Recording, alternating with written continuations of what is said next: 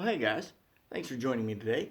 Going to go ahead and break open the Bible again, and we're going to do a devotional just to get something out of it to help us really focus our day around Him and get some principles for living.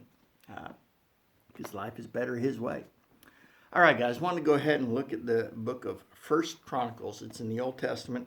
This is a story about King David. Now, King David is considered to be pretty much generally the best king that Israel ever had. He was king number 2. The first one was a loser. Well, not a godly man anyway.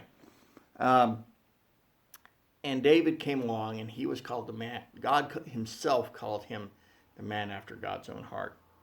So David had some good things going for him. But he was not perfect. Not by any stretch. And this is going to be one of those stories of how he messed up. So 1 Chronicles chapter 21 says this. Satan rose up against Israel and caused David to take a census of the people of Israel. So David said to Joab and the commanders of the army, take a census of all the people of Israel, from Beersheba in the south to Dan in the north, and bring me a report, so I may know how many there are. But Joab replied, may the Lord increase the number of his people 100 times over. But why, my lord the king, do you want to do this? Are they not all your servants? Why must you cause Israel to sin? But the king insisted that they take the census. So Joab traveled throughout all Israel to count the people. He returned to Jerusalem and reported the number of people to David. There were 1,100,000 warriors in all Israel who could handle a sword, and 470,000 in Judah. But Joab did not include the tribes of Levi and Benjamin in the census, because he was so distressed at what the king had made him do. Verse 7 says this, though. God was very displeased with the census, and he punished Israel for it. Okay, I'm going to go ahead and stop there. David admits he did wrong as we go on, and we see what he did in order to, what punishment he received, as well as what he did to atone for that mistake.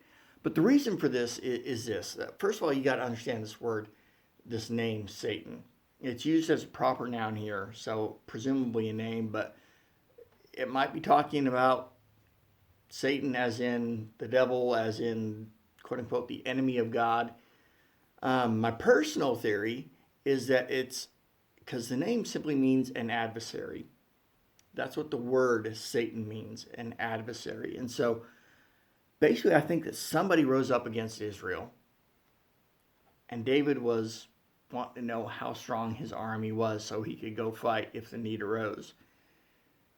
And so he goes and he asks for a census. Now, the inherent problem was that every time that Israel had ever had a census in the past, it was because God said to take a census.